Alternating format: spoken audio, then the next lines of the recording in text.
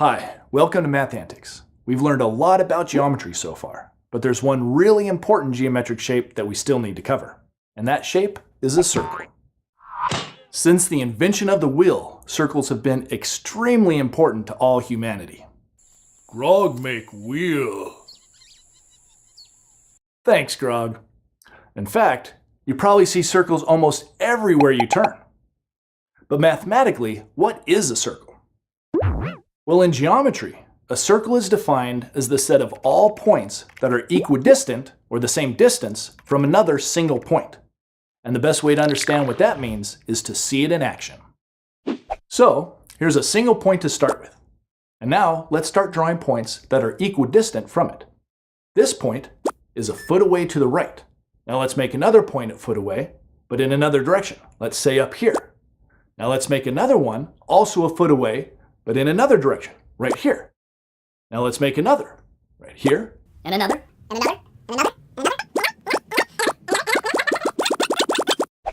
Phew, I'm getting tired. But do you see what's happening? The more equidistant points we add, the more the pattern looks like a circle. And that's why a circle is defined as the set of points that are equidistant from a center point. But of course, we usually don't see it as a set of points because there's infinitely many of them, so they form a continuous circle. Okay, now let's learn about the parts that make up a circle. First of all, we have the original point that we started with. That's called the center, or the origin of the circle. Next, we have the distance that we use to draw all of the equidistant points that form a circle. That distance is called the radius. The radius is important because it's the distance from the center of a circle to any other point on the perimeter of that circle.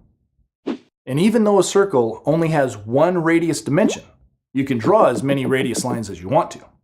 Usually you'll only see one radius line drawn since it's the same length no matter where you draw it. Another important circle dimension is called the diameter. The diameter is the distance across a circle. If you start at one point on the circle and then draw a line straight through the center to the other side, that distance is the diameter. As you can see, the diameter is really just the same as two radius lines drawn in exactly opposite directions. So for any circle, the diameter is always exactly twice as long as the radius. All of the equidistant points we drew combine to form the perimeter of the circle. Remember that perimeter is just the distance all the way around a shape. But because a circle is a special shape, the perimeter of a circle gets a special name. It's called the circumference. The circumference is the distance all the way around a circle. We're going to learn how to calculate the circumference of any circle in the next video. We'll also learn how to calculate the area of any circle. But before we can learn those things, we first need to learn about pi. Grog make pie. Sorry, Grog, not that kind of pi. In math, the word pi, which is spelled pi, refers to a very special number. In fact, it's so special that it gets its own symbol. This Greek letter here is the symbol for the number pi. But if pi is just a number, why don't we write it like that? Why do we need to use a special symbol for it? That's a good question, and I'll get to that in just a minute.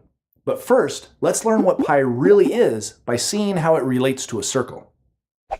It turns out that pi is really a ratio. Now, if you're not sure what a ratio is, you can watch our video about them. But basically, a ratio is just a relationship between two numbers that's written like a fraction. Pi is the ratio of two different distances on a circle. It's the ratio of the distance around a circle to the distance across a circle. And what do we call those two distances? Yep, the circumference and the diameter. So pi is the relationship of the circumference to the diameter. And as you'll see in a minute, because pi is a ratio, it's the same number for any circle, no matter how big or small. Okay, but what number is it? What's the value of pi? Well, to figure that out, have a look at these two circles, one big and one small. We're going to imagine that our circle's diameters are flexible like a piece of string, and that we can wrap them around the outside edges, circumferences, of the circles. So for each circle, if we start at the top and wrap the diameter around the circumference, we see that one diameter is not enough to go all the way around.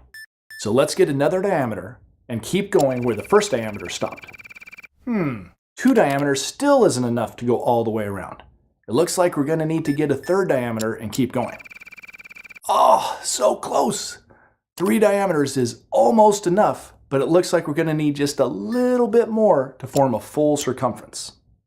That little bit more turns out to be about 0.14 diameters. That means that it takes 3.14 diameters to equal 1 circumference for any circle, big or small. So the value of pi is always 3.14. Well, okay, pi is a little more complicated than that. 3.14 is really just pi rounded off to 2 decimal places. And we actually have to round pi off because it's a type of number that's called irrational. An irrational number has decimal digits that never end and never repeat. Grog confused. Yes, irrational numbers are confusing. But seeing some more of pi's decimal digits will help you understand what I mean. To be more precise, pi is 3.1415926535897932338, and the decimal digits just keep on going forever without repeating. Pretty amazing, huh? But the good news is that saying pi is 3.14 is usually close enough for most math problems, so that's all you really need to memorize. And that's why we use a symbol for pi in equations.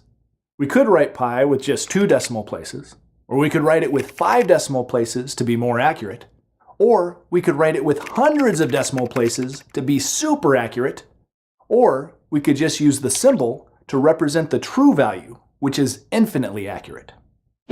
Okay, so in this video, we learned what a circle is, and we've learned about the important parts of a circle: the center, the radius, the diameter, and the circumference.